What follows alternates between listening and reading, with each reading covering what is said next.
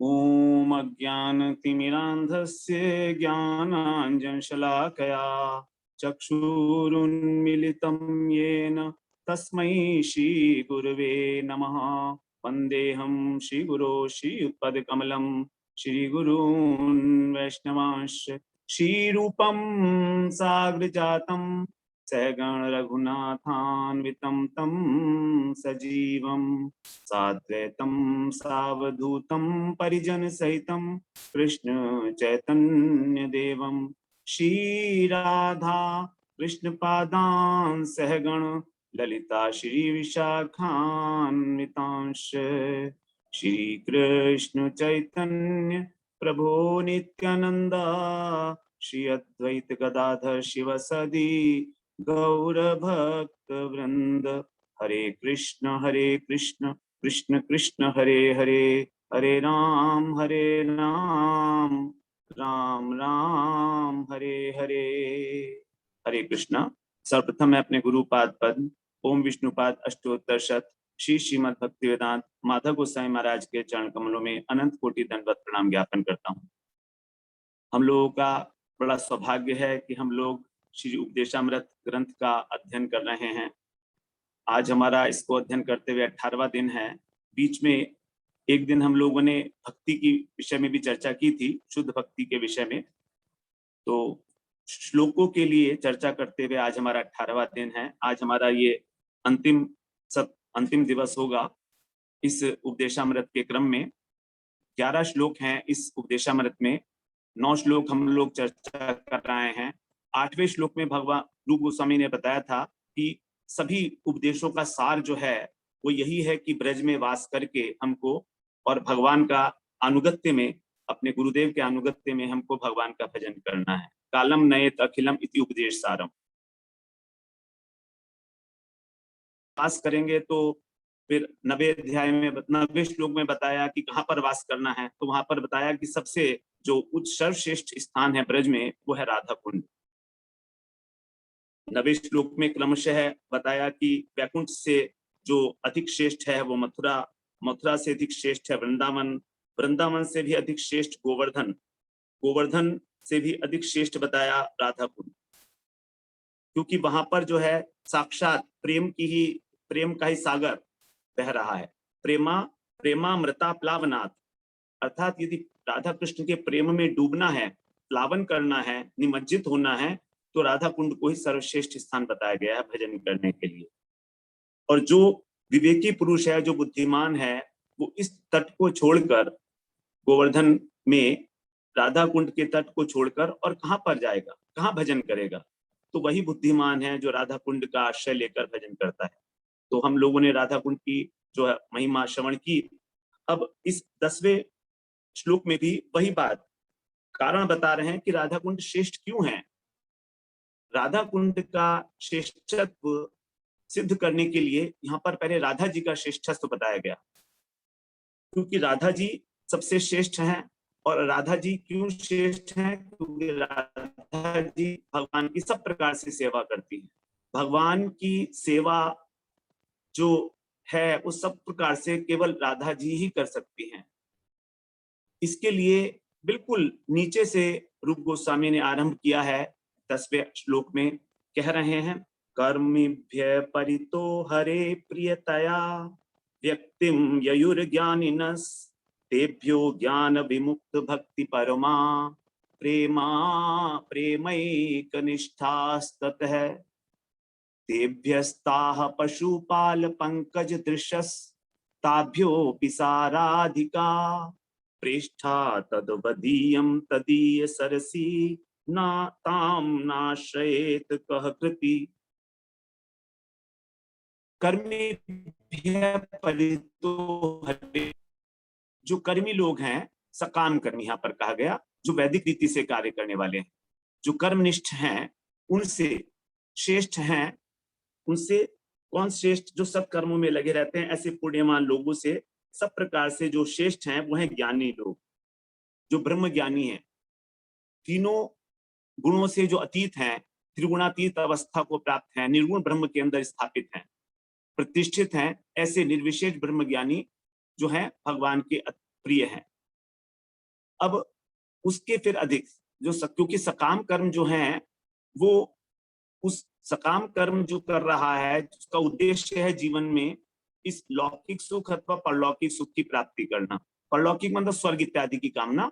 तो ऐसे लोग प्रायः भगवान के विमुख होते हैं, उन्हें भगवान से कोई लेना देना नहीं होता है, उन्हें अपनी भोग विषय भोगों की आवश्यकता होती है। लेकिन जो निर्विशेष ब्रह्म ज्ञानी हैं वो तीनों गुणों से माया के अतीत हो गए हैं और ब्रह्म के अंदर प्रतिष्ठित हैं, इसलिए वो भगवान को प्रिय हैं। भगवान के 3 स्वरूप बताए गए हैं, 3 प्रतीतियां, ब्रह्म, परमात्मा और भगवान। भगवान का जो स्वरूप है वो है सच्चित आनंदमय। जो इसमें चित्त अंश है भगवान का, चित्त का अर्थ होता है ज्ञान।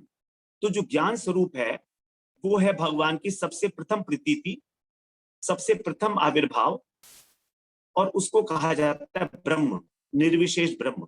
इस निर्विशेष ब्रह्म की में किसी प्रकार का कोई गुण नहीं है, कोई विशेषता नहीं है, इसीलिए उसको कहा गया निर्विशेष ब्रह्म। ये केवल एक जैसे ज्ञान है तो ज्ञान का कोई आकार तो नहीं होता है, तो उसी प्रकार से केवल ज्ञान मात्र है ये निर्विशेष ब्रह्म, ये सबसे प्रथम प्रतीति है। तो जो इस ब्रह्म की उपासना करते हैं, निर्विशेष ब्रह्म की, जो शंकराचार्य के मत के अनुयायी हैं, अद्वैत पंथ के अनुयायी हैं, वो लोग इसी निर्विशेष ब्रह्म की उपासना करते हैं और ब्रह्म की ही प्राप्ति करना चाहते हैं, ब्रह्म सायुज्य इनका लक्ष्य होता है। तो यहाँ कह रहे हैं रूप गोस्वामी कि वो कृष्ण के प्रिय हैं, ऐसे जो कर्मकांडी व्यक्ति है। क्योंकि कर्मकांडी जो पंडित है वो तो केवल कर्मकांड में ही लगा है, चाहे पंडित हो चाहे उसका यजमान हो, एक ही बात है। यजमान भी उसको क्या चाहिए, संसार के भौतिक पदार्थ चाहिए, तो उससे अधिक तो जो त्रिगुणातीत अवस्था को पहुंच चुका है, ब्रह्म में प्रतिष्ठित है, वो अतिशय श्रेष्ठ है। उसके आगे फिर बता रहे हैं नेक्स्ट में कि उस ज्ञान से भी, जो ज्ञान त्रिगुणातीत ज्ञान से भी ऊंचे हैं, उससे भी अधिक जो श्रेष्ठ हैं। अगली स्लाइड प्रभु जी।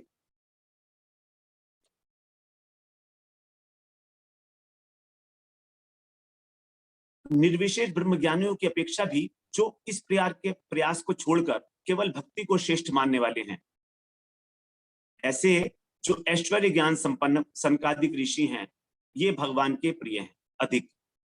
तो निर्विशेष ब्रह्म ज्ञानियों से भी अधिक प्रिय हैं भगवान के जो भगवत ज्ञान को जानते हैं। ऐश्वर्य, देखिए भगवान का जो परमार्थ ज्ञान है वो 2 प्रकार का बताया गया है, एक ऐश्वर्य परक और एक माधुर्य परक। तो ऐश्वर्य परक ज्ञान जो है, ऐश्वर्य ज्ञान संपन्न जो भगवान के भक्त हैं, जैसे सनकादिक मुनि, चतुसन जो है ब्रह्मा जी के सबसे पहले मानस पुत्र हैं चतुसन, सनक, सनंदन, सनातन और सनत कुमार, इनको इसलिए चतुसन कह दिया जाता है क्योंकि सन है ना शब्द कॉमन, तो चतुसन अथवा सनकादिक ऋषि, ये चारों जो हैं 5 वर्ष की आयु के रहते हैं हमेशा, और हमेशा ये नग्न अवस्था में रहते हैं, घूमते रहते हैं, बालक बने हुए, लेकिन भगवान के नाम में विभोर रहते हैं, भगवान की कथाएं करते हैं। इन चारों का एक स्वभाव है, इनका स्वभाव ये है कि निरंतर भगवान की कथाएं करते हैं। एक व्यक्ति एक इनमें से भगवान की कथा करता है, वक्ता बन जाता है, और 3 श्रोता बन जाते हैं, ये इनका स्वभाव है। लेकिन ऐसा नहीं है, ये पहले निर्विशेष ब्रह्म के अंदर प्रतिष्ठित थे। एक बार क्या हुआ, इनके मन में इच्छा हुई कि वैकुंठ में जाकर भगवान के दर्शन करें, भगवान नारायण के चतुर्भुज स्वरूप में दर्शन करें। एक बार इनकी इच्छा हुई, ब्रह्मा जी ऐसा बता रहे हैं भागवत के अंदर 3रे स्कंद में, कि जब एक बार इनकी इच्छा हुई कि वैकुंठ में जाएं हम, तो वैकुंठ में जाने के लिए तैयार हुए, वैकुंठ में पहुंचे, वहां पर 6 जो द्वार थे उनको इन्होंने पार कर लिया। 7वें द्वार पर जब ये पहुंचे तो वहां पर जय और विजय नाम के 2 द्वारपाल चतुर्भुज रूप में ही वहां पर विराजमान थे। उन्होंने जब इस प्रकार की इनकी धृष्टता देखी कि ये बिना किसी आज्ञा लिए और प्रवेश करते चले जा रहे हैं, तो इन्होंने उनको रोक लिया, सनकादिक ऋषि को। अब भगवान की ही प्रेरणा से इनको थोड़ा सा उनके ऊपर क्रोध आया, और क्रोध आया तो इन्होंने जय और विजय उन दोनों को शाप दे दिया कि तुम वैकुंठ में रहने लायक नहीं हो, क्योंकि तुम्हारे मन के अंदर अभी कुंठा है। वैकुंठ वो स्थान है जहां पर कोई कुंठा नहीं है, तो इसलिए तुम लोग राक्षस योनि को प्राप्त करो। तो जय विजय राक्षस योनि को प्राप्त हुए। उन्होंने कहा ठीक है, हम आपकी आज्ञा शिरोधार्य करते हैं, लेकिन हमारी आपसे एक प्रार्थना है कि कभी भी हम भगवान का हमें विस्मरण ना हो और हम लौटकर यहाँ शीघ्र ही आ जाएं, इस प्रकार से। तो जब ये सब हो रहा था तभी भगवान जो है वहां पर स्वयं स्वयं जो है भगवान वहां पर पधारे द्वार के ऊपर, और देखा कि किस प्रकार से इन्होंने मेरे द्वारपालों को श्राप दे दिया है। भगवान जो है कहते हैं कि मेरे द्वारपालों के द्वारा जो आपको रोका गया, जो इनकी गलती हुई है, ये मेरी ही गलती है, क्योंकि जो मालिक होता है उसी की गलती जो है मेन होती है। तो नौकर तो वही करता है ना जो मालिक कहेगा। तो भगवान ने कहा, क्योंकि भगवान ब्राह्मणों का बड़ा आदर करते हैं, तब भगवान के चरणों में जो तुलसी पड़ी हुई थी उसकी गंध जो है इनके नासारंध्रों में प्रवेश की। तो उसी से संबंधित ये श्लोक है। तस्यारविंद नयनस्य पदारविंदम किंजल्कमिश्र तुलसी मकरंद वायु अंतर्गतः स्वविवरेण चकार तेषां संक्षोभमक्षरजुषाम् अपि चेत तन्वो। भगवान के जो चरण हैं, उन चरणों के जो नख हैं, तो उस नख का जो पराग है, उस पराग से मिश्रित होकर जो तुलसी भगवान के चरणों पे अर्पित की गई थी, उस तुलसी की गंध उस पराग से मिलकर मकरंद वायु उसको जब लेकर इनके नासारंध्रों में प्रवेश करती है, अंतर्गत है स्वविवरेण चकार देशा। पिंजल का अर्थ होता है पराग। तो पराग से मिलती हुई तुलसी की मकरंद वायु जब इनके नासारंध्रों में प्रवेश करती है तो ये निर्विशेष ब्रह्म ज्ञान को भूल जाते हैं। ये हमेशा ब्रह्म ज्ञान में निमग्न रहने वाले 4 ऋषि हैं, निर्विशेष ब्रह्म ज्ञान में। लेकिन भगवान की चरणों की चढ़ी हुई तुलसी की गंध से इनका हृदय इतना उद्वेलित हो गया कि उस ब्रह्म आनंद को भूल गए। संक्षोभम अक्षर जुषामपि चित्त तनु, इनके चित्त में हलचल हो गई। इसके बाद से फिर ये भगवान की लीलाओं कथाओं के अंदर ही अनुरक्त हो गए। तो ये भी निर्विशेष ब्रह्म ज्ञान को छोड़कर और भगवान के भक्त बन गए। ये कैसे भक्त बने भगवान के? ऐश्वर्य ज्ञान संपन्न भक्त। उसी प्रकार भीष्म पितामह भी ऐश्वर्य ज्ञान संपन्न भक्त थे। तो ये भक्त, इस प्रकार के जो भक्त हैं, निर्विशेष ब्रह्म ज्ञानियों की अपेक्षा भगवान को प्रिय हैं, इसलिए ऐसा कहा गया। क्योंकि जो ब्रह्म है प्रतीति, वो भगवान का एक भाव, वो भगवान की अंग कांति है ब्रह्म। उसमें ना तो कोई रूप है, ना कोई उसका आकार है, ना उसका कोई विशेषता है उसके अंदर, ना वो प्रेम कर सकता है, क्योंकि केवल ज्ञान है उसके अंदर। तो इसलिए वो प्रथम आविर्भाव होने के कारण भगवान का उससे अधिक श्रेष्ठ हो जाता है परमात्मा स्वरूप। परमात्मा स्वरूप के अंदर भगवान का आकार भी मिल जाता है, सत अंश। जो सत चित आनंद में सत अंश है, सत का अर्थ है अस्तित्व, सत्ता। तो जब सत्ता है तो नाम भी होगा, रूप भी होगा, गुण भी होंगे, और उनकी लीला भी होगी, क्रिया भी होगी। तो जब सत अंश मिल जाता है तब उसके अंदर सतचित को बोलते हैं परमात्मा। ये द्वितीय प्रतीति है।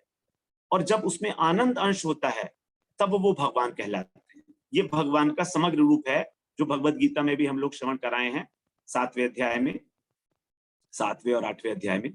इस प्रकार से भगवान का जो समग्र रूप है वो है भगवान के रूप में।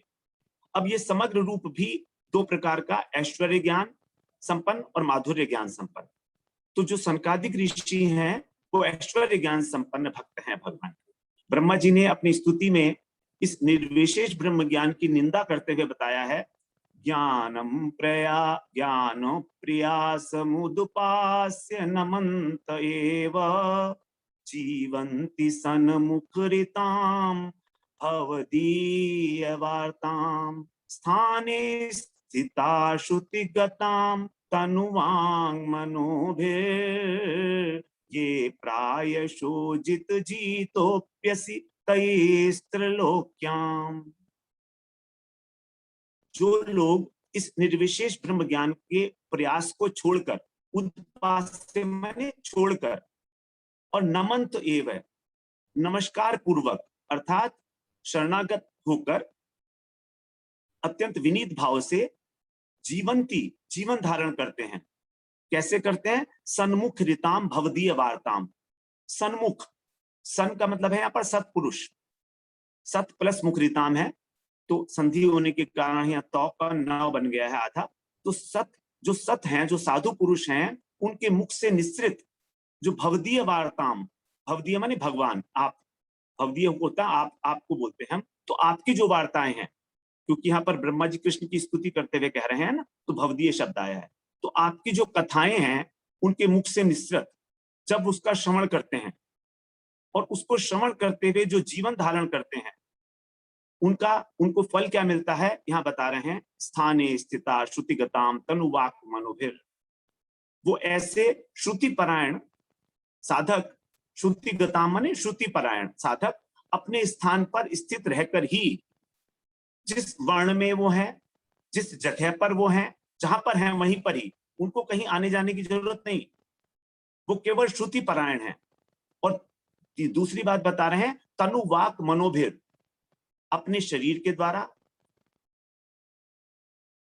अपनी वाणी के द्वारा और अपने मन के द्वारा जो आपको समर्पित हैं, नमन तो एव, जो पूर्णतया आपको समर्पित हैं, शरणागत हैं, मन क्रम वचन से, ऐसे जो श्रुति परायण साधक हैं, वे ये प्रायशो अजित, ये माने जो प्राय है अर्थात अधिकांशतः जो अजित हैं, ऐसे अजित भगवान जो किसी के बाद किसी से भी जीते नहीं जा सकते, वे भी जीतोप्यसी तई त्रिलोक्याम, उनके द्वारा जीत लिए जाते हैं। ऐसे भगवान जो त्रिलोकी के अंदर भी नहीं जीते जा सकते किसी से, वो भगवान ऐसे श्रुति परायण मनुष्यों के द्वारा जो अपना तन मन और वचन समर्पित करके आपको भगवान की कथाओं का आस्वादन करते हैं साधु के मुख से, निर्विशेष ब्रह्म ज्ञान के प्रयास को छोड़कर, उनके द्वारा आप जीते जाते हो। तो ये महिमा बता रहे हैं भगवान के भक्तों की ज्ञान के रेस्पेक्ट में। और भगवत गीता में भी भगवान ने कहा ही है, तपस्विभ्यो अधिको योगी ज्ञानिभ्योऽपि मतो अधिकः कर्मिभ्यश्चाधिको योगी तस्मात् योगी भवार्जुन।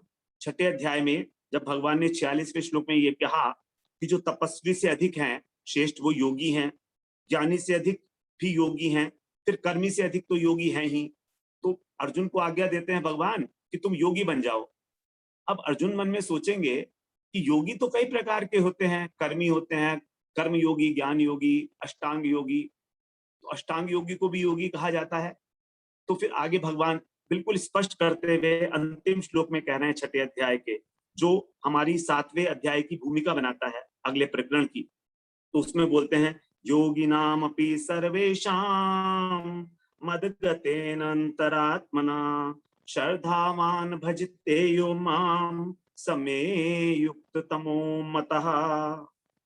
योगिनाम अपि सर्वेषां, जितने भी योगी हैं उन सब के अंदर भी, जिन्होंने अपने अंतःकरण को मुझे दे दिया है, मद्गतेन, जो मेरे आश्रय है, जो मेरे आश्रित हैं, ऐसे जो श्रद्धावान भक्त हैं और मेरा भजन करते हैं, वही सबसे युक्ततम है, अर्थात भक्त। तो भक्तों की जो है भगवान ने यहाँ पर श्रेष्ठता बताई है। अगला स्लाइड प्रभु जी।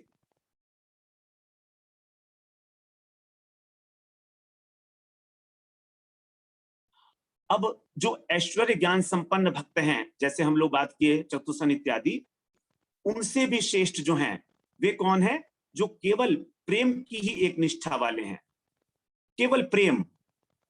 देखिए जो चतुसन है उनके अंदर प्रेम का अतिरेक नहीं है, प्रेम की अतिशयता नहीं है, बल्कि ऐश्वर्य ज्ञान की अतिशयता है। तो ऐसे भक्तों से भी श्रेष्ठ वही हैं जो भगवान से प्रेम करने वाले हैं, एकनिष्ठ भक्त हैं, शुद्ध भक्त हैं। और ऐसे भक्तों के लिए भगवान ने गीता में कहा 7वें अध्याय में, तेषां ज्ञानी नित्युक्त एक भक्तिर विशिष्यते प्रियो हि ज्ञानिनो अत्यर्थम अहम सचमम प्रियः। तेषां ज्ञानी नित्युक्त, जो भगवान ने 7वें अध्याय में 4 प्रकार के अपने भक्त बताए थे, उनमें से कुछ भक्त जो हैं वो तो सकामी हैं, और ज्ञानी जो थे वो निष्काम हैं। तो भगवान ने बताया था, चतुर्विधा भजन्ते माम जना सुकृतनोर्जुन आर्तो जिज्ञासुरर्थार्थी ज्ञानी च भरतर्षभ। इसमें 4 भक्त बताए भगवान ने, आर्त, जिज्ञासु, अर्थार्थी और ज्ञानी। तो इसमें जो आर्त भक्त है, अर्थात जो दुखी है संसार से, जो जिज्ञासु है, भगवान को जानना चाहता है, और जो अर्थार्थी है, जो सकाम भावना से भगवान की पूजा करता है, ये तीनों तो सकाम भक्त हो गए। लेकिन इन चारों में ज्ञानी जो हैं नित्य युक्त हैं, एक भक्तिर विशिष्यते, एक भक्तिर अर्थात एक निष्ठ हैं, एक ही भाव से भगवान में स्थित है। प्रियो ही ज्ञानिनो अत्यर्थम, ये मुझको अत्यंत प्रिय हैं क्योंकि मुझे तत्व से जानते हैं ये। अहम सचम मम प्रिय, और मैं उनको बहुत प्रिय हूं। दोनों ही, वो मुझको प्रिय हैं और मैं उनको बहुत प्रिय हूं। जो ज्ञानी भक्त हैं, जैसे नारद इत्यादि हैं, हम नारद जी भगवान के प्रेमी भक्त हैं। इस प्रकार के जो प्रेमी भक्त हैं, उनकी भी अपेक्षा जो कृष्णगत प्राणा गोपियां हैं, वो कृष्ण की अतिशय प्यारी है।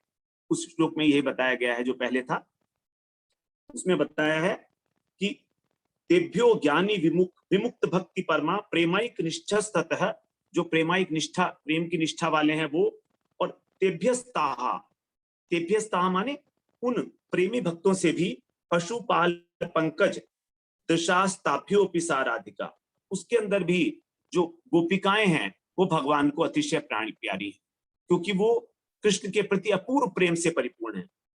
अब गोपियों के विषय में तो बहुत कुछ है कहने के लिए। गोपियां भगवान को प्रेम करती हैं, सब कुछ अपना त्यागा है भगवान के लिए ही। भगवान स्वयं आदि पुराण में अर्जुन से कहते हैं, मन महात्म्यम मत सपर्याम मत श्रद्धाम मन मनोगताम जानन्ति गोपिका पार्थ नान्य जानन्ति तत्त्वतः।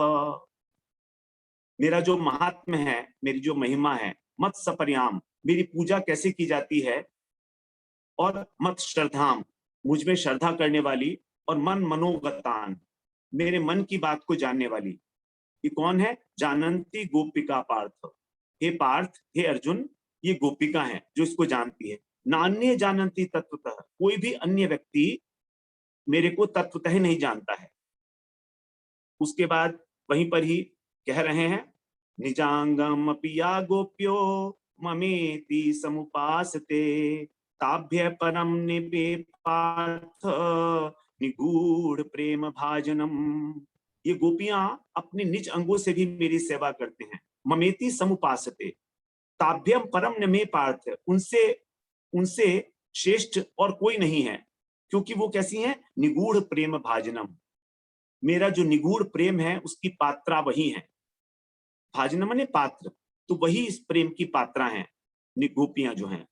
और भगवान ने भागवत में तो कहा ही है, न पारये हम निर्वद्य संयुजाम स्वसाधु कृत्यम विबुधायुषा पिब यामा भजन दुर्जर गेह श्रृंखला संवृश्च तद्वह प्रतियातु साधुना। ये तो बहुत बड़ी बात कही है भगवान, न पारे हम निर्वद्य संयुजाम।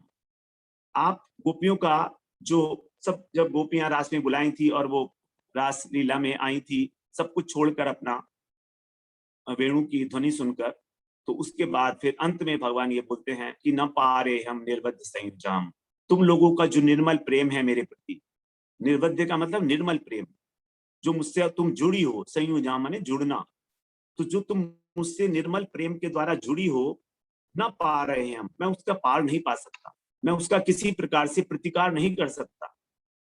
मैं स्वसाधु कृत्यम विबुधा युषापी है, यदि मैं तुम्हारी सेवा करूं, और कितनी सेवा करूं? देवताओं की जैसे लंबी उम्र होती है, विबुधा युषापी, ऐसी सेवा भी यदि तुम्हारे इतने समय तक करूंगा तो भी मैं उससे पार नहीं कर सकता, पार नहीं पा सकता, क्योंकि तुमने मेरे लिए क्या किया है? दुर्जर गेह श्रृंखला, जो घर की श्रृंखला है, जो घर का आसक्ति है, उसको दुर्जर, जिसको छोड़ना अत्यंत कठिन है, उसको छोड़कर, तोड़कर, संवृश्य, संवृश्य माने उसको तोड़कर तुमने मेरा भजन किया है। इसीलिए अब तुम क्या करो कि पृथ्व्या तो साधुना, कि अब तुम अपने साधु स्वभाव से, अपने सद्गुणों के कारण ही मुझको इस ऋण से उऋण कर दो, अन्यथा मैं तुम्हारे ऋण से कभी उऋण नहीं हो सकता, उससे पार नहीं पा सकता। तो गोपियां तो सर्वश्रेष्ठ बताई ही गई हैं। अब आगे कहते हैं, उन गोपियों के अंदर भी जो राधा रानी है, वो भगवान की सर्वाधिक प्राणों से प्यारी है, इसीलिए राधा कुंड जो है भगवान को प्रिय है। तो राधा जी के विषय में हम क्या कहेंगे? भगवान कहते हैं मम नाम शते नैव राधा नाम सदुत्तमम ये स्मरेतु सदा राधा न जाने तस्य किम फलम। मेरे नाम से भी अधिक प्रभावशाली 100 गुना प्रभावशाली शते नैव राधा जी का नाम है। और जो व्यक्ति राधा जी के नाम का स्मरण करता है उसका क्या फल मिलेगा उसको न जाने तस्य, मैं उसको नहीं जानता। कृष्ण कह रहे हैं कि मैं उस फल को नहीं जानता कि राधा नाम का उच्चारण करने से, राधा नाम का स्मरण करने से उसको किस प्रकार का फल मिलेगा, ये मैं नहीं बता सकता हूं। तो राधा जी तो भगवान की अभिन्न शक्ति ही, आह्लादनी शक्ति हैं, जो भगवान का आनंद अंश है, उसकी अधिष्ठात्री देवी जो है वो राधा रानी ही है। नेक्स्ट स्लाइड प्रभु जी।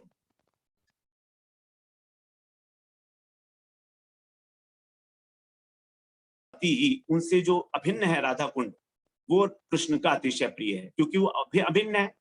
अब जिस प्रकार राधा रानी प्रिय है, उसी प्रकार से राधा कुंड भी भगवान को प्रिय है। इसलिए कहते हैं कि भक्तों के लिए भजन का श्रेष्ठतम स्थान है। यथा राधा प्रिय प्रिया विष्णु तस्या कुंडम प्रियम तथा सर्व गोपीषु सैवेका विष्णुरत्यंत वल्लभा। जिस प्रकार राधा जी भगवान को प्रिय है, उसी प्रकार राधा जी का जो कुंड है वो भी भगवान को उतना ही प्रिय है, जरा सा भी कम नहीं। क्योंकि सर्व गोपीषु सैवेका, ये एक राधा रानी ही सारी गोपियों के अंदर विष्णु और अत्यंत वल्लभा, विष्णु की अत्यंत वल्लभा है, अत्यंत प्रियतमा है। तो यहाँ पर विष्णु शब्द आया है कृष्ण के लिए, क्योंकि कई बार हम लोग कंफ्यूज करते हैं कि विष्णु भगवान अलग हैं, कृष्ण अलग हैं। देखिए, विष्णु एक तत्व है। विष्णु का अर्थ होता है जो बहुत व्यापक तत्व है, व्यापक तत्व को कहा जाता है विष्णु। तो कृष्ण के ही जो गुणावतार हैं वो है विष्णु। ब्रह्मा विष्णु महेश जो हैं वो कृष्ण के ही गुणावतार बताए गए हैं। तो इसलिए जब विष्णु है तो इससे भी कृष्ण को ही लक्ष्य किया गया है। भागवत में रास के प्रसंग में कई जगह पर विष्णु शब्द का जो है प्रयोग किया गया है, इसीलिए किया गया है कि हमें कहीं कोई कंफ्यूजन ना हो जाए कि कृष्ण और विष्णु अलग अलग हैं, एक ही है वो। अब आगे कहते हैं कि इसीलिए फिर प्रेष्ठा तदवदीयम तदीय सरसी न ताम ना शयत कह कृति। फिर ऐसा कोई सौभाग्यवान कौन चतुर व्यक्ति होगा, बुद्धिमान व्यक्ति होगा, जो राधा कुंड में निवास करते हुए अप्राकृत रूप से और राधा कृष्ण का आठोयाम भजन नहीं करेगा। अर्थात करेगा ही करेगा, जो परम सुकृति संपन्न व्यक्ति है, बुद्धिमान व्यक्ति है, वो उनका भजन करेगा वहां पर राधा कृष्ण का, और राधा कुंड में वास करके ही वो कृष्ण की अष्टलीला अष्टकालीन सेवा करेगा। तो ये यहाँ पर जो है सबसे उच्च सेवा बताई गई है कि उच्च स्थान पर सबसे सर्वश्रेष्ठ स्थान के ऊपर सर्वश्रेष्ठ सेवा यही है कि राधा कुंड का आश्रय लेकर हम राधा कुंड की सेवा करेंगे। तो लेकिन क्या कहा है यहाँ पर, अप्राकृत भाव से निवास करके। हम प्राकृत राधा कुंड देखते हैं, वहां पर हमारी कई प्रकार की दोष दृष्टि होती है, क्योंकि अभी हमारी उस प्रकार की दृष्टि ही नहीं है। इसीलिए अगला स्लाइड प्रभु जी। और छोटे छोटे श्लोक हैं ये हमारे दोनों, क्योंकि इसमें ज्यादा कुछ कहने के लिए तो है नहीं और किताब में कुछ लिखा भी नहीं था। राधा कुंड की महिमा के विषय में बता रहे हैं। अंतिम श्लोक है हमारा ये। कृष्णस्योच्चै प्रणय वसति प्रेयसेभ्योऽपि राधा कुंडम चास्या मुनिभिर्तस्तृतादृगेव व्यथायि यत्प्रेष्ठैरपि अलम असुलभम किं पुनर्भक्ति भाजाम तत्प्रेमेदं सकृदपि सरः स्नातुराविष्करोति। तो राधा कुंड की महिमा बताने के बाद अब भजन की दृढ़ता उत्पन्न करने के अभिप्राय से ये श्लोक कहा गया है कि हमें भजन वहां पर करना चाहिए दृढ़ता पूर्वक। इसलिए कृष्ण से उच्च प्रणय वसती प्रेयस्यो भी राधा, राधा रानी जो है समस्त प्रेयसियों में शिरोमणि स्वरूपा है। हम लोग श्रवण कराए शुरू में अभी कि राधा जी जो है सर्वोपरि है सभी गोपांगनाओं में, क्योंकि वो सब प्रकार से कृष्ण की सेवा करती हैं और जानती हैं कि कृष्ण को क्या है चाहिए, क्योंकि वो कृष्ण की ही अभिन्न स्वरूपा है, शक्ति स्वरूपा है, तो स्वाभाविक महिमा है उनकी। तो इस प्रकार से वो शिरोमणि है और उनका कुंड भी उन्हीं के समान जो है कृष्ण को अत्यधिक प्रिय है। इस प्रकार मुनियों ने कहा है, पद्म पुराण में कहा गया है, राधा कुंड के उत्कर्ष का वर्णन इस प्रकार से किया गया है। अब कहते हैं कि किम पुनर्भक्ति भाजाम, जो भगवान के भक्त हैं, सादा भक्त हैं, उनकी तो बात ही क्या, जो प्रेष्ठई, जो भगवान के अत्यंत प्रिय हैं, ऐसे नारद जी, देवर्षि नारद का जो है हर जगह पर जाना पॉसिबल है, वो कहीं भी आ जा सकते हैं, भगवान के वैकुंठ में भी कभी भी जा सकते हैं, कहीं भी जा सकते हैं भगवान के, क्योंकि वो अत्यंत प्रिय हैं। तो जैसे प्रेमी भक्त नारद जी हैं, उनको भी ये गोपी प्रेम प्राप्त करना अत्यंत दुर्लभ है, असुलभ है उनके लिए भी। नारद जी चाहें कि मैं गोपी प्रेम प्राप्त करूं, लेकिन उनको प्राप्त नहीं हुआ गोपी प्रेम। नारद कुंड के ऊपर वो भी तपस्या करते हैं, यहाँ पर वृंदावन में जो परिक्रमा करते हैं हम, छोटी परिक्रमा, तो वहां पर राधा कुंड, नारद कुंड है, तो नारद कुंड पे उन्होंने भी वहां पर तपस्या की है, नारद जी ने भी। तो उनके लिए भी इस गोपी प्रेम की प्राप्ति, जो मंजरी भाव महाप्रभु हमको देने के लिए आए, उसकी प्राप्ति अत्यंत असुलभ है। तत्प्रेमेदम सकृदपि सरह स्नातुराविश करोति, ऐसा जो एकमात्र, अगला प्रभु जी, नेक्स्ट स्लाइड, उस प्रेम को जो है श्री राधा कुंड केवल एक बार यदि उसमें स्नान कर लिया जाए तो उसको प्रदान कर देता है। बड़ी महिमा बताई है यहाँ पर। एक बार ही राधा कुंड में स्नान करके वो प्रेम प्राप्त हो जाता है, जिस प्रेम के लिए नारद जी भी लालायित हैं। मतलब इसका यही है कि जो प्रेम से परिपूर्ण राधा कुंड है, उसमें अप्राकृत वास करने से और अप्राकृत स्नान करने से, अप्राकृत का अर्थ है जड़ भोग वासना से रहित, श्री राधा जी के एकांतिक अनुगत्य में मानसिक सेवा करते करते इसी जन्म में अथवा देह त्याग के पश्चात साक्षात कृष्ण प्रेम की प्राप्ति होती है। तो कृष्ण प्रेम की प्राप्ति हमें कब होगी? जब हम राधा जी का एकांतिक अनुगत्य करेंगे। ऐसा बताया है प्रभुपाद जी ने अपनी टीका के अंदर कि जो एकांतिक प्रेमी हैं, जो एकांतिक अनुगत्य करते हैं राधा जी का, उन्हीं को कृष्ण प्रेम की प्राप्ति होती है। जब इस प्रकार के स्थान के अंदर भजन करके भगवान का जो है ध्यान किया जाता है, स्मरण किया जाता है मन से, मानसिक सेवा करते करते, और ये जो सौभाग्य है नारद आदि जो भगवान के अतिशय प्रिय भक्त हैं, उनके लिए भी अत्यंत दुर्लभ है। फिर विषयी लोगों की तो क्या बात है, हम जैसे लोगों की तो कोई वहां पर गिनती ही नहीं है कहीं पर। राधा कुंड में ये जो 3 प्रकार के भाव वाले भक्त हैं, दास्य, सख्य और वात्सल्य, देखिए 5 प्रकार के भाव हैं, 5 प्रकार के जो मुख्य रस हैं। सबसे पहला रस है शांत, फिर होता है दास्य, सख्य और वात्सल्य। शांत रस जो है वो ब्रज में नहीं है, शांत रस का ब्रज में स्थान अधिक नहीं है। दास्य रस यहाँ पर बड़ा लिमिटेड सा है, मिश्रित दास्य है, थोड़ा थोड़ा देखा जाता है। रक्तक पत्रक जो है, जो नंद बाबा के दास हैं, वो उनका कृष्ण के प्रति जो है स्वामी बुद्धि है कि हमारे मालिक के बेटे हैं, लेकिन वहां भी दास्य वात्सल्य से मिश्रित है। वहां भी जो दास्य रस है वो वात्सल्य से मिश्रित है, क्योंकि नंद बाबा के सेवक हैं रक्तक और पत्रक, तो उनका कृष्ण के प्रति जो है दास भाव है, क्योंकि हमारे स्वामी के पुत्र हैं, लेकिन वात्सल्य मिश्रित है, प्रेम करते हैं वो भी कृष्ण से वात्सल्यवत। उसके बाद सख्य भाव तो यहाँ पर जो है सखा तो भगवान के जो है बिल्कुल माधुर्य भाव में है, मधुमंगल है, सुबल है, उज्जवल है, सभी के सब सखा, भगवान उनको अपने कंधे पर चढ़ा लेते हैं। और वात्सल्य मतलब नंद बाबा और यशोदा, वो वात्सल्य भी शुद्ध वात्सल्य है। तो ऐसा होने पर भी राधा कुंड के अंदर इनकी गति नहीं है, क्योंकि राधा कुंड जो है केवल जो मधुर रस के उपासक है, जो राधा जी के ही एकांतिक अनुगत्य में भजन करने वाले हैं, उन्हीं के लिए राधा कुंड के अंदर स्नान संभव है अत्यंत। अन्यथा दास्य, सख्य, वात्सल्य वाले भी स्नान तो करेंगे, ऐसा नहीं है स्नान नहीं करेंगे, लेकिन स्नान करके भी उनको कोई उपलब्धि नहीं होगी, उनको भाव नहीं जागेगा उस प्रकार का। लेकिन जो मधुर रस के एकांतिक भक्त हैं वो विभोर हो जाते हैं राधा कुंड में स्नान करके। तो इस प्रकार से राधा कुंड की जो महिमा है, बहुत बड़ी महिमा बताई गई है यहाँ पर। अगला स्लाइड तो नहीं है ना प्रभु जी, लास्ट है ना? हरे कृष्णा। अच्छा, एक स्लाइड और है ये लास्ट। हाँ, इस स्थान की अधिक महिमा और क्या कही जाए। स्नान करने वाले को राधा रानी अपनी पाल्य दासी होने का सौभाग्य प्रदान करती है।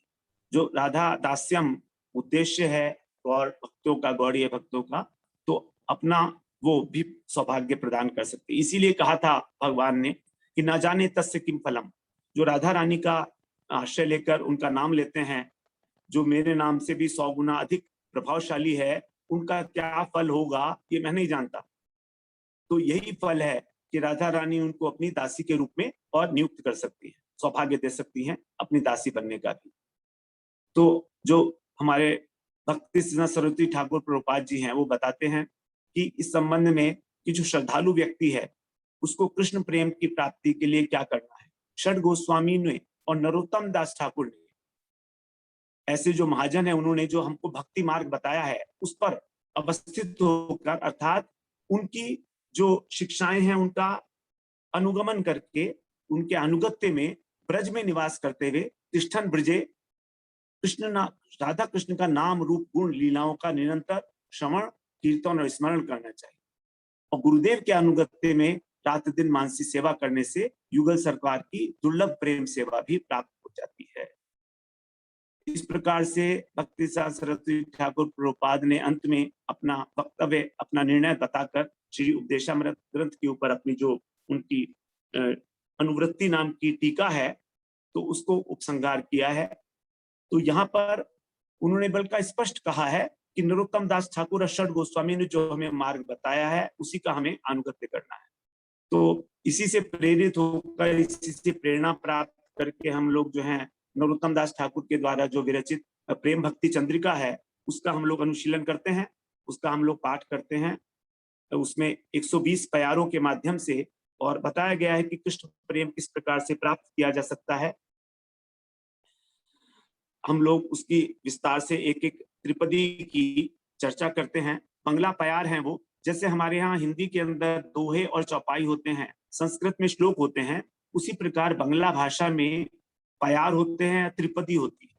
तो एक त्रिपदी के रूप में नरोत्तम दास ठाकुर ने 120 त्रिपदियों के माध्यम से, उसमें कुछ श्लोक भी हैं, 3-4 श्लोक भी हैं, तो उसके माध्यम से और बहुत ही सुंदर रूप से, बड़े सारगर्भित रूप में सारी बातें हमको बड़ी स्पष्ट रूप से समझाई हैं, एक एक अक्षर, कि हमारी भक्ति में कहाँ पर अवरोध आ सकता है, हम कैसे आगे बढ़ेंगे, हमको क्या करना है, क्या नहीं करना है, विधि निषेध, एक एक बात इतनी अच्छे तरीके से।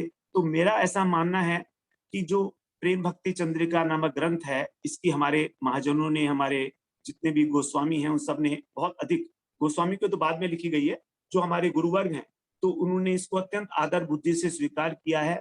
और हमारा जितना गौड़ीय वाग्मय साहित्य है सारा, उसके अंदर इसको कहा गया है कि ये एक चाबी की तरीके से है, ये एक पुस्तक, एक ग्रंथ के अंदर इस सारे गीता भागवत इत्यादि का जो सारांश है वो बहुत ही अच्छी प्रकार से नियोजित किया गया है। और मेरा ऐसा कहना मानना है कि हमारे को अगर भागवत को एप्लीकेशन करना है तो इससे और अधिक कल्याणकारी ग्रंथ हमारे को नहीं हो सकता है। तो यदि आप हमने उस ग्रुप को नाम दिया है प्रेम ब्रज भाव प्राप्ति करम, उसके अंदर हम लोग इसी ग्रंथ का पाठ करते हैं, प्रतिदिन नहीं, सप्ताह में 2 दिन हम लोग उसका पाठ करते हैं। उसका ऑडियो रिकॉर्डिंग भेजा जाता है, 1-1 घंटे का ऑडियो रिकॉर्डिंग होता है उसपे, और वो बुधवार और शनिवार को वीक में 2 बार भेजा जाता है। तो यदि आप चाहेंगे तो आप मुझे अलग से उसके लिए मैसेज कर सकते हैं। और साथ साथ ही हम भागवत तो कर ही रहे हैं, आपको पता ही होगा, तो भागवत भी हमारी जो है भागवती वार्ता के नाम से ग्रुप चल रहा है इस प्रकार से। तो अब हम लोग थोड़ी सी चर्चा राधा कुंड के विषय में कर लें, क्योंकि बहुत सारे व्यक्ति ऐसे होंगे इसमें जो राधा कुंड के बारे में नहीं जानते होंगे। तो राधा कुंड की क्या महिमा है, उसका क्या इतिहास है, उसके विषय में, उसका क्या स्वरूप है, उसके विषय में हम थोड़ी सी चर्चा of the subject, but subject is very much there, क्योंकि राधा कुंड ही सबसे इंपॉर्टेंट बताया है। तो it is very very relevant also at this time कि हम राधा कुंड के विषय में उसकी थोड़ी महिमा का गान करें। राधा जी के समान जो है राधा कुंड को कहा गया है, वो इंद्र कृष्ण की इंद्रियों को तृप्त करता है। जब कृष्ण उसको देखते हैं, दर्शन करते हैं, तो वो तृप्त हो जाती है उनकी जो नेत्र हैं। जब उनकी नासिका उसके जल कणों का आनंद सुगंध लेती है, सुगंध का आस्वादन का आघ्राण करती है, तो उनकी नाक तृप्त हो जाती है। और जब उसका शीतल जल जो है उसको स्पर्श करता है, तब कृष्ण को अत्यंत आह्लाद होता है। वहां पर जो जल का लहरें हैं और जो पक्षियां गुनगुनाते हैं, उससे कृष्ण के कानों को आनंद मिलता है। और कृष्ण की जीवा जो है उस राधा कुंड के शीतल जल का आस्वादन करके जो है आनंदित होती है। पांचों इंद्रियों को कृष्ण की आनंद देने वाला है ऐसा राधा कुंड। तो राधा कुंड का नाम इसीलिए पड़ा राधा जी के नाम पर ही, क्योंकि राधा जी के समान राधा कुंड भी कृष्ण को मुग्ध करने की और लुब्ध करने की क्षमता रखता है। चैतन्य चरितामृत में कहा गया है कि श्री कृष्ण समग्र जगत को मोहित करते हैं, लेकिन राधिका जी उनको भी मोहित कर लेती हैं, इसलिए राधा जी परम भगवती है। तो राधा नाम का गान करना और राधा कुंड में स्नान करना, ये दोनों ही कृष्ण को आकृष्ट करते हैं। नरोत्तम दास ठाकुर ने ये बात कही है प्रेम भक्ति चंद्रिका में, यही बात कही है नरोत्तम दास ठाकुर ने। वो कहते हैं, कृष्ण नाम गाने भाई राधिका चरण पाई, राधा नाम गाने कृष्ण चंद्र। यदि तुम, हे भाई, यदि तुम कृष्ण का नाम कीर्तन करोगे तो राधा जी के चरणों की प्राप्ति, और राधा जी के नाम का कीर्तन करोगे तो कृष्ण चरण की प्राप्ति। इसलिए हमें, और राधा और कृष्ण दोनों अभिन्न हैं, दोनों साथ साथ हैं। तो हमारे लिए क्या है, हम एक के नाम की नहीं, हम दोनों के नाम की गान करेंगे। इसीलिए हम बोलते हैं हरे कृष्ण कृष्ण कृष्ण हरे हरे, हरे राम राम राम हरे। यहाँ पर जो हरे शब्द है वो गुरुजी बताते हैं, हरे शब्द का अर्थ है हरा। हरा कौन है? जो कृष्ण के चित्त का हरण करने वाली है, वो कौन है? राधा जी। तो जो राधा नाम है उसको ही यहाँ पर हरा कहा गया। और क्योंकि ये जो मंत्र है संबोधन मूलक है, संबोधन कहा गया है, तो जब संबोधन करते हैं तो हरा को ही हरे कह दिया गया। संस्कृत में जो संबोधन विभक्ति है उसके अंदर उसको हम लोग हरे बोलते हैं, तो इसलिए बोला हरे। तो हरे का मतलब है राधा, और कृष्ण तो कृष्ण है ही। कृष्ण का अर्थ है आकर्षण और ना का अर्थ है आनंद प्रदान करना। तो जो आकर्षण करके हमको आनंद प्रदान करते हैं और राधा रानी को भी आनंद प्रदान करते हैं आकर्षण करके, वो है कृष्ण। और यहाँ पर जो राम शब्द है वो भी, उसका अर्थ भी कृष्ण है, क्योंकि वो राधा रानी के चित्त में रमण करते हैं, तो रमण करने के कारण उनका नाम हुआ राम। तो हम लोग इसीलिए हरे कृष्ण, ये हमारा जो युगल मंत्र यही है। हम लोग राधे कृष्ण ना कह के हरे कृष्ण कहते हैं। इसका कारण सुंदर बताया कि राधा कृष्ण कहेंगे तो ठीक है, राधा और कृष्ण जैसे लगता अलग अलग हैं, लेकिन जब हरे कृष्ण बोला तो हरे कृष्ण बोलने में हरे से पता लगा कि वो कृष्ण के मन को हरण करने वाली है ना, और राम से बोला कि चित्त में रमण करने वाले राधा रानी के, तो एक लीला की विशेष अनुभूति होने लगी। दोनों का संबंध स्थापित हो गया लीला के माध्यम से। जब हम हरे कृष्ण मंत्र उच्चारण किए तो महामंत्र की ये विशेषता है, इसके अंदर राधा और कृष्ण के नाम के साथ साथ उनका आपस में जो पारस्परिक अतिशय प्रेम है वो भी यहाँ पर स्पष्ट रूप से दिखता है। इसीलिए इस नाम की अत्यंत महिमा है, क्योंकि हम राधा और कृष्ण का नाम लेने के साथ साथ उनके प्रेम की महिमा का भी गान कर रहे हैं। प्रेम की महिमा, उन दोनों के बीच में जो प्रेम है, इस प्रकार से, और दोनों की अभिन्नता भी इससे एस्टेब्लिश होती है, क्योंकि वो उनके चित्त में रमण करते हैं, वो उनके चित्त में रमण करते हैं, इस प्रकार से। तो और देखते भी हैं वृंदावन के अंदर तो सब लोग राधे राधे ही बोलते हैं, कोई कृष्ण तो कहता नहीं है। कहते हैं, बहुत कम लोग कहते हैं। हरे कृष्ण भी कहते हैं तो हरे कृष्ण तो राधा कृष्ण ही है, लेकिन अगर कोई नॉर्मल किसी से बोलोगे तो सब राधा राधा ही बोलते हैं। रिक्शे वाले भी राधा राधा बोलते हैं। और राधा शब्द के विषय में बताया गया है राधा सुधा निधि में, यज्जाप सक्रदेव गोकुलपतिर आकर्षकस्तत्क्षणात्, यत्र प्रेमवताम समस्त पुरुषार्थेषु स्फुरेत तुच्छता, यन्नामांकित मंत्र जापन परः प्रीत्या स्वयं माधवः, श्री कृष्णोऽपि तद् अद्भुतं स्फुरतु मे राधेति वर्णद्वयम् यज्जापः शक्रदेव गोकुल परित्राकशकास। जिस नाम का एक बार जाप करने पर भी गोकुलपति जो श्री कृष्ण है तत्काल आकर्षित हो जाते हैं। यदि हम एक बार भी राधा जी का जाप करते हैं तो कृष्ण आकर्षित हो जाते हैं, ओ इसने राधा कहा। और जिस राधा नाम के प्रति प्रेम रखने वाला जो व्यक्ति है उसके सारे पुरुषार्थ धर्म अर्थ काम मोक्ष ये सब अत्यंत तुच्छ हो जाते हैं। समस्त पुरुषार्थेषु स्फुरेत तुच्छता, इनके अंदर तुच्छता का हमको तुच्छता का ज्ञान होने लगता है। ये सब तुच्छ हैं, धर्म अर्थ काम मोक्ष लेकर क्या करेंगे? यदि प्रेम नहीं है तो क्या करेंगे इनका? और जन नामांकित मंत्र जापन पर है, जिनके नाम से अंकित मंत्र का जाप स्वयं माधव करते हैं। कैसे? प्रीत्या स्वयं माधव, प्रीति पूर्वक। कृष्ण प्रीति पूर्वक राधा राधा राधा शब्द का उच्चारण करते हैं, नाम का जाप करते हैं। ऐसे रा और धा दो अक्षर, ये जो दो अद्भुत अक्षर हैं, ये मेरे हृदय के अंदर स्फुरित हो, इस प्रकार की प्रार्थना करते हैं प्रबोधानंद सरस्वती पाद राधा रस सुधा निधि में। तो बड़ी सुंदर राधा शिव की व्याख्याएं हैं।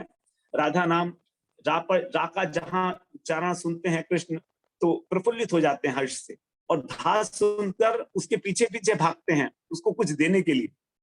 अच्छा, रा शब्द सुने तो बहुत खुश हो गए कृष्ण, और जब धा सुने तो धा माने धावती, तो धावन होना, मतलब उसके पीछे भागते हैं कि मैं इसको कुछ दे देता हूँ पुरस्कार देने के लिए, आतुरता पूर्वक। इस प्रकार से राधा नाम की महिमा है। तो ऐसा ही है ये हमारा राधा शब्द और राधा नाम और राधा कुंड। तो रघुनाथ दास गोस्वामी बोलते हैं अपने स्वनियम दशकम के अंदर कि मैं इस जगत के उस व्यक्ति के पाद प्रक्षालन का प्रण लेता हूं, मैं उसके पैर जो हैं उसके पैर प्रक्षालन करूंगा जिसका शीश कृष्ण की आराधना हेतु प्रेम से अवरत होता है और जो समूचे विश्व में राधा नाम की बौछार करता है। इस प्रकार से महिमा बताई है रघुनाथ दास गोस्वामी ने राधा नाम की, कि जो राधा नाम लेता है वो कितना महिमाशाली है, उसके प्रति भी वो अपनी जो है दीनता प्रकट कर रहे हैं, अपना भक्ति प्रकट कर रहे हैं, स्वयं षड गोस्वामी होते हुए भी। तो ऐसा जो उमड़ता हुआ प्रेम से ओतप्रोत है, दो कुंड हैं, राधा कुंड और श्याम कुंड। इन दोनों को कहा गया है, राधा कुंड और श्याम कुंड गोवर्धन के दो नेत्र हैं। गोवर्धन की जब हम परिक्रमा करते हैं तो ये दोनों साथ ही साथ हैं, तो दोनों ही कहा गया है इनको नेत्र के समान है। अब राधा कुंड इतना महिमा मंडित क्यों है? और भी तो स्थान है, लेकिन जब गोकुल में है कृष्ण तो वहां पर शिशु रूप से हैं, वहां पर नंद बाबा और कृष्ण को वात्सल्य रस का आस्वादन कराते हैं। जब वृंदावन में आते हैं तो रास क्रीड़ा करते हैं यहाँ पर शरद पूर्णिमा के दिन। तो यहाँ पर जो पंचायती रास हुआ था उसके अंदर जो है कृष्ण ने माधुर्य का सर्वोत्कृष्ट रसास्वादन नहीं किया, क्योंकि वहां पर अनेक प्रकार की गोपियां जो हैं वो उपस्थित थी, सभी प्रकार की गोपियां उपस्थित थी। वहां पर जो है दंडकारण्य के ऋषिगण भी गोपी बनकर आए थे, मूर्तिमान वेद भी थे, तो अनेक प्रकार की श्रेणियां थी, इसलिए वहां पर जो है इतना माधुर्य का आस्वादन कृष्ण नहीं कर पाए। नंदगांव बरसाने में जो कृष्ण है वो और राधा जी दोनों ही अपने सखाओं के साथ जो है अलग अलग प्रकार की सख्य लीला करते रहते हैं, सखाओं के साथ लीला करते हैं, तो वहां भी कृष्ण को इतना आनंद नहीं है। लेकिन राधा कुंड जो है सभी लीला स्थानों में सर्वोपरि है, क्योंकि यहाँ पर जो राधा और कृष्ण है वो अपने अंतरंग और परम गोपनीय जो गोपी सखी वृंद है उनके साथ सर्वोत्तम भाव का रसास्वादन करते हैं, माधुर्य के सर्वोत्तम भाव का। इसीलिए राधा कुंड की अत्यधिक महिमा है। और राधा कुंड और श्याम कुंड दोनों अलौकिक हैं, दोनों शाश्वत हैं। यहाँ पर भगवान ने किसी समय में अरिष्टासुर नामक एक जो असुर था उसका वध किया था। अब जब अरिष्टासुर का वध कर दिया, अरिष्टासुर होता था बैल के वेश में, वृष के वेश में आया था वो, वृष का मतलब बैल।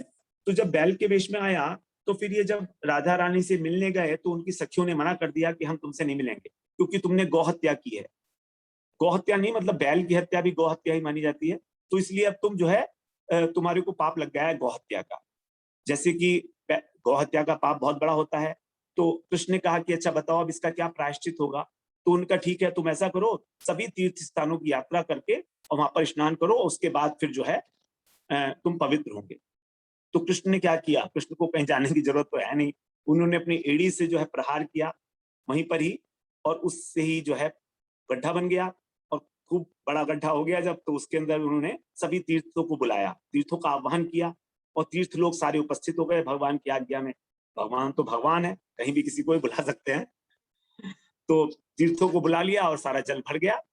अब राधा रानी और गोपियां कहती हैं कि हमको तो विश्वास नहीं होता कि ये तीर्थ है, तीर्थों का जल है।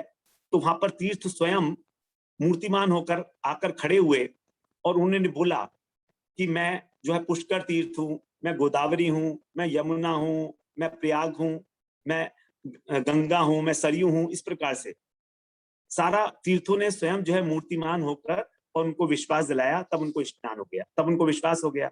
तब कृष्ण ने उसके अंदर जो है जब स्नान कर लिया, तो कृष्ण को स्नान करने के बाद अभिमान आ गया। उन्होंने कहा कि अब तो मैं पवित्र हो गया हूं, क्योंकि मैंने एक ऐसे सरोवर की रचना की है जिसमें सारे तीर्थ समाये हुए हैं। लेकिन तुम लोग जो है, तुमने किसी प्रकार का कोई धर्म कर्म नहीं किया है, और तुम भी एक प्रकार से जो है पापिन हो गई हो, क्योंकि तुम्हारी जो ईश्वरी है वो राधा रानी है, तो वो वृंदावनेश्वरी है, वृंदावन की रानी। तो जो प्रजा पाप करती है, वो उसका जो पाप का फल राजा को भी भोगना पड़ता है। तो इस प्रकार से राधा जी को भी ये पाप लग गया है अरिष्टासुर के वध का। इसीलिए अब तुमको भी कुछ ना कुछ करना पड़ेगा, तुम भी इसी प्रकार से सब तीर्थों के अंदर जाके स्नान करो। तो फिर वहां पर गोपियां जो हैं, उन्होंने राधा रानी ने कहता है अपनी चूड़ियों से जो है छोटा सा एक गड्ढा किया, और उसी का फिर एक बड़ा कुंड बना दिया गया। अब कुंड तो बन गया, बताते हैं 48 मिनट में, एक मुहूर्त के अंदर ही कुंड बन के तैयार हो गया। एक कुंड में, एक 48 मिनट में एक दिव्य कुंड वहां पर प्रकट हो गया। अब कुंड तो आ गया, लेकिन पानी कहाँ से आए? तो कृष्ण ने कहा ठीक है, तुम मेरे कुंड से पानी ले लो, पास में ही तो है। तो राधा रानी ने कहा नहीं नहीं, हम तुम्हारे कुंड से क्यों लेंगे पानी, हम तो मानसी गंगा में जो जल है उससे इसको भरेंगे। अब मानसी गंगा तो बहुत दूर है, 4 किलोमीटर पड़ता है। कोई बात नहीं है, करोड़ों गोपियां हैं वहां पर, तो सबकी सब लाइन में खड़ी हो जाएंगी घड़ा लेकर, और धीरे धीरे बढ़ जाएगा कुंड, तो कोई बात नहीं है, हो जाएगा। तो तब कृष्ण ने जो है, जो तीर्थ वहां पर आए हुए थे श्याम कुंड के अंदर, उन सबको संकेत किया कि तुम जो है राधा रानी की शरण लो।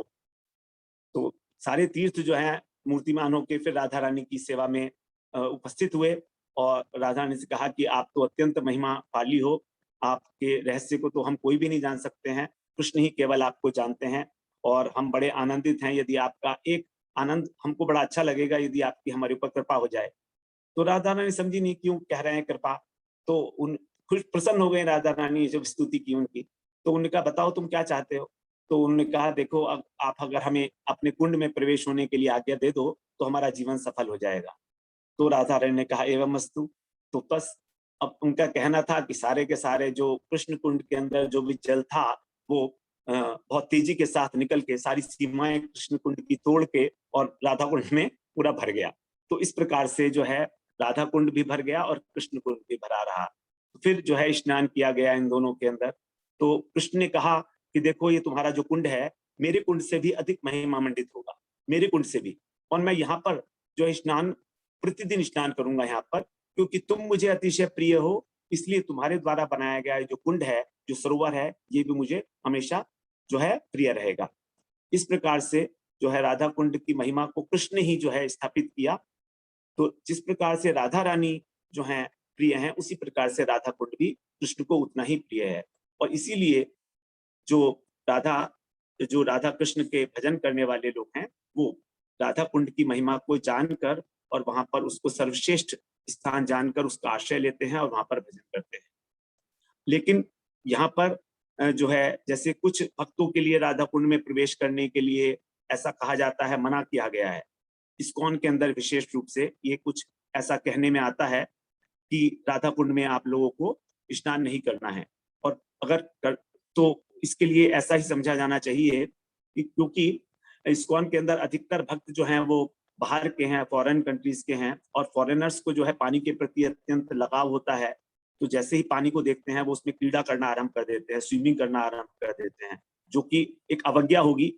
हमारे यहाँ तो इस प्रकार का नहीं है, तो इसीलिए शायद वहां पर उनको मना किया गया होगा। लेकिन गौड़ीय संप्रदाय में ऐसा नहीं कहा गया है। उन्होंने कहा है कि हम राधा कुंड में स्नान कर सकते हैं, लेकिन बड़े नियम पूर्वक। कैसे? सबसे पहले राधा कुंड को जाकर हम दंडवत प्रणाम करेंगे, उसके बाद फिर उसके अंदर पैर कभी भी नहीं डुबोएंगे, क्योंकि वो तो राधा रानी का ही स्वरूप है। राधा रानी का प्रेम ही राधा कुंड के रूप में, जल के रूप में अवस्थित है राधा कुंड में।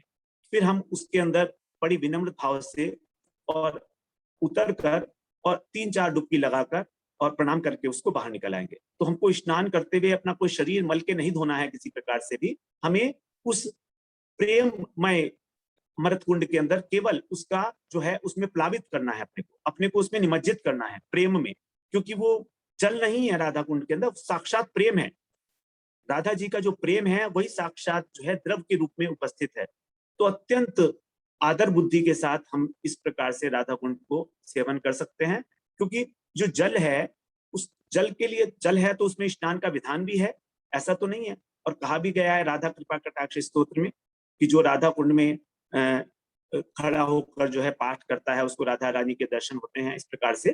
तो स्नान करने में अपराध नहीं है, लेकिन उसके अंदर किसी प्रकार की क्रीड़ा करना अथवा या कुछ वो करना, खेलना और उसका अवज्ञा करना, ये हमारे लिए बहुत गलत है होगा। इसलिए तो राधा कुंड की जो है महिमा का गान करते हुए आज हम लोग यहीं पर इसी स्थान पे और विश्राम लेते हैं अपनी चर्चा को, जो हमारी इतने समय तक चलती रही। आप सब लोगों ने इतना धैर्यपूर्वक श्रवण किया है, आप सबका बहुत बहुत धन्यवाद। आपकी प्रेरणा से मुझे इस प्रकार की इच्छा हुई कि मैं कुछ बोल पाया, अन्यथा मैं इस लायक नहीं हूं कि मैं बोल पाऊं कुछ भी इस सब्जेक्ट के ऊपर, राधा कुंड के ऊपर और राधा रानी के विषय में। लेकिन फिर भी क्योंकि सब्जेक्ट था हमारा और आप लोगों की प्रेरणा थी, आपके आशीर्वाद से हम लोग आज फिर यहीं पर आपसे विश्राम, यहीं पर उपदेशामृत को प्रणाम करते हैं हम। और आप सबको नमस्कार, आप सबको दंडवत प्रणाम, यथा योग्य दंडवत प्रणाम करते हुए मैं आप सब लोगों से आज्ञा चाहता हूँ। हरे कृष्ण। वांछा कल्पतरुभ्यश्च कृपा सिंधुभ्यैव च पतितानां पावनेभ्यो वैष्णवेभ्यो नमो नमः। हरे कृष्ण प्रभु जी। अब यदि आपके प्रश्न है कोई तो पूछ सकते हैं प्रभु जी। हाँ, ये कोई प्रश्न है तो अपना हैंड रेज करें, फिर हम आपको जो है वो कहेंगे प्रश्न अपने अनम्यूट करने के लिए, तो अनम्यूट करके आप प्रश्न कर सकते हैं। यदि किसी का है तो अपना हैंड रेज करें वो।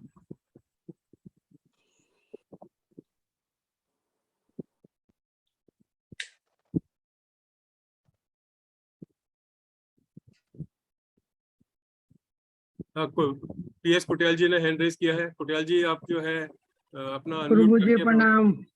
प्रभु जी प्रणाम प्रभु जी। हरे कृष्णा। हाँ प्रणाम प्रणाम प्रभु जी। बहुत बहुत बहुत आभार। आज का जो बहुत सुंदरतम जो व्याख्यान था, इसमें मुझे बहुत ही ये आखिर में जो आपने बताया प्रभु जी कि श्री कृष्ण और हरे राम का जो अर्थ बताया था, वो बहुत ही मुझे विचित्र लगा।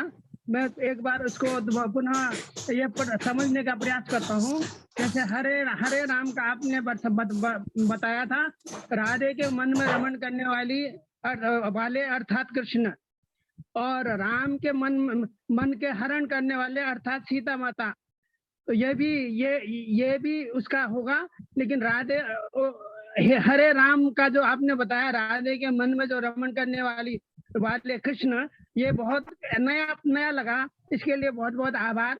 ऐसे आपने श्री कृष्ण के लिए बताया, राधा के को आकर्षण करने वाले कृष्ण, और कृष्ण के मन हरणी अर्थात कृष्ण की शोभा ऐश्वर्य अर्थात युगल सरकार राधा, और ये श्री कृष्ण में दोनों श्री युगल सरकार सम्मानित है। इसका आपका बहुत बहुत आभार। यदि इसके अलावा कोई इसका अर्थ होता है तो कृपया बताइए प्लीज। बस प्रभु जी, मुझे को इतना ही पता है और कुछ नहीं मालूम। बहुत बहुत आभार। हरे कृष्ण। हरे कृष्ण। अनिल कुमार दास जी ने हैंड रेज किया है, वो अपने को अनम्यूट करके अपने को प्रश्न करें। हरे कृष्ण प्रभु जी। हरे कृष्णा। दंडवत प्रणाम प्रभु जी। हरे कृष्ण प्रभु जी। प्रभु जी, पता नहीं, मुझे एक प्रश्न मन में आया है, वो सही है कि नहीं मुझे ये भी नहीं पता, पर फिर भी मैं भगवान की प्रसन्नता के लिए पूछने के लिए आपको पूछना चाहता हूँ।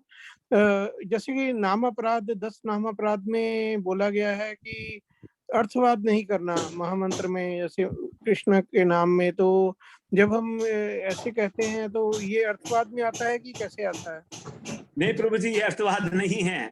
अर्थवाद का अर्थ होता है कि उसके अंदर किसी प्रकार का कोई तर्क वितर्क करना, जी जी कि नाम से क्या होगा, कहने के लिए कह दिया गया है नाम, है ना, इस प्रकार के तर्क वितर्क करना भगवान के नाम में।